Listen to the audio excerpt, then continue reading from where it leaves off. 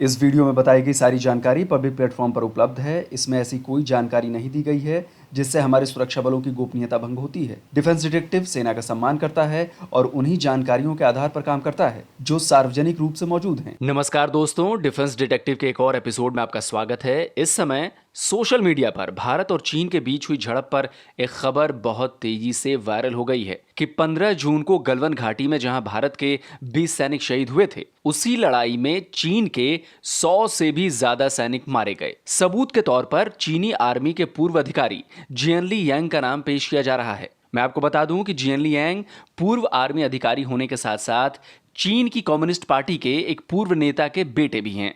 Viral हो रही खबर के मुताबिक जियनली यांग ने अमेरिकी अखबार वाशिंगटन टाइम्स में एक आर्टिकल लिखा है और उसी आर्टिकल में खुलासा किया है कि 15 जून की रात भारतीय सैनिकों से हुई झड़प में चीनी सेना के 100 से भी ज्यादा जवान मारे गए। तो चलिए आपको बताते हैं कि डिफेंस डिटेक्टिव ने जब इस खबर की पड़ताल शुरू की तो उसे क्या मिला।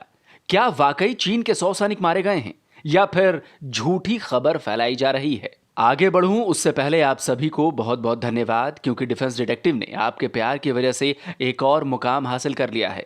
2 लाख से भी ज्यादा सब्सक्राइबर हो गए हैं। यूं ही अपना प्यार और सपोर्ट हमें देते रहिए। साथ ही एक बार फिर आपसे गुजारिश करूंगा कि अगर आपने डिफेंस डिटेक्टिव को अब तक सब्सक्राइब नहीं किया है तो दाईं ओर जो लाल बटन दिख रहा है उस पर क्लिक करें और बेल आइकॉन को भी जरूर प्रेस करें, जिससे आपको हमारे हर नए वीडियो की जानकारी फौरन मिल जाए। पिछले 2-3 दिन से मेरे व्हाट्सएप पर इस खबर की बौछार सी आ गई है कि देखो, चीन का ही बंदा बोल रहा है कि गलवान घाटी में 100 चीनी सैनिक मारे गए। चीन की सरकार तो अपने मारे जाने वाले सैनिकों की संख्या छुपा रही है, लेकिन चीनी सेना के पूर्व अधिकारी रहे जियनली यांग ने खुलासा कर दिया है 100 सैनिक मारे गए हैं। यहां तक कि ट्विटर पर भी हजारों यूजर्स ने इस खबर को शेयर किया। ऋषि बागरी नाम के यूजर ने लिखा कि गलवान घाटी में भारत ने 100 चीनी सैनिकों को मार गिराया था। ऐसा मैं नहीं, चाइना वाले बोल रहे हैं। निकुंज छैया नाम के यूजर लिखते हैं, भारतीय आर्मी द्वारा गलवान घाटी में 100 सैनिक मारे गए। एंटी नेशनल गैंग के लिए यहां बर्नॉल ड्रॉप है। इनके अलावा फेई हैंग, जो हांगकांग में इकोनॉमिक्स की प्रोफेसर हैं, उन्होंने भी जियनली यांग की तस्वीर लगाकर वही बात कही है कि गलवान क्लैश में 100 से ज्यादा सैनिकों ने अपनी जान गंवाई है। यही नहीं, भारत के अलावा कई दूसरे देशों की न्यूज वेबसाइट्स ने भी इस खबर को कवर किया।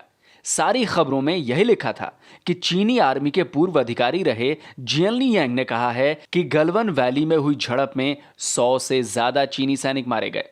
तो मैंने भी सोचा कि क्यों ना इसी की पड़ताल की जाए और इस खबर की सच्चाई पता की जाए। तो सबसे पहले मैंने जियनली यांग का वाशिंगटन टाइम्स का वो आर्टिकल पढ़ा जिसका नाम वायरल मैसेज में लिया जा रहा है। ये आर्टिकल 29 जून को लिखा गया है।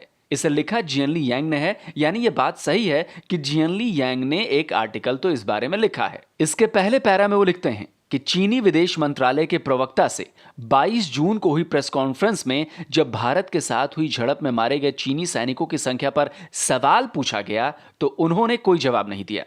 मृत सैनिकों की संख्या बताना तो दूर, उन्होंने इसे भी स्वीकार नहीं किया कि झड़प में चीनी सैनिक भी मारे गए हैं। उन्होंने साफ कहा कि इस बारे में बताने के लिए उनके पास कुछ नहीं है। जियनली यांग आगे लिखते हैं कि 23 जून को फिर से विदेश मंत्रालय के इसी प्रवक्ता ने इस पर कुछ भी बताने से इनकार कर दिया, लेकिन हां, भारतीय मीडिया की उन रिपोर्ट्स पर जरूर बोले जिसमें 40 से ज्यादा सैनिकों के मारे जाने का दावा किया जा रहा था।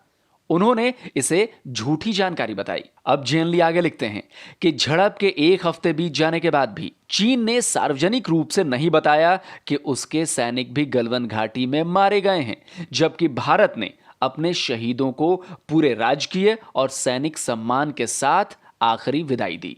वहीं चीन एक ऐसा देश है जिसने अपने उन सैनिकों की शहादत को भी स्वीकार नहीं किया जिन्होंने सीमा पर अपनी जान गंवा दी। चीन को डर लग रहा है कि अगर उसने अपने सैनिकों के खो जाने की बात स्वीकार कर ली, वो भी विरोधी की तुलना में बहुत ज्यादा, तो ये घरेलू अशांति का कारण बन सकता है।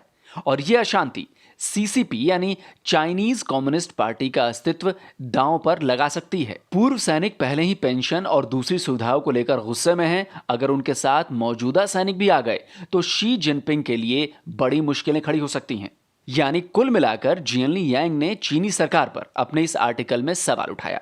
चीनी सरकार की तरफ से भले ही अपने सैनिकों के मारे जाने पर कोई बयान नहीं आया, लेकिन चीनी सरकार के भोंपू ग्लोबल टाइम्स ने माना है कि चीनी सैनिक भी झड़प में मारे गए हैं।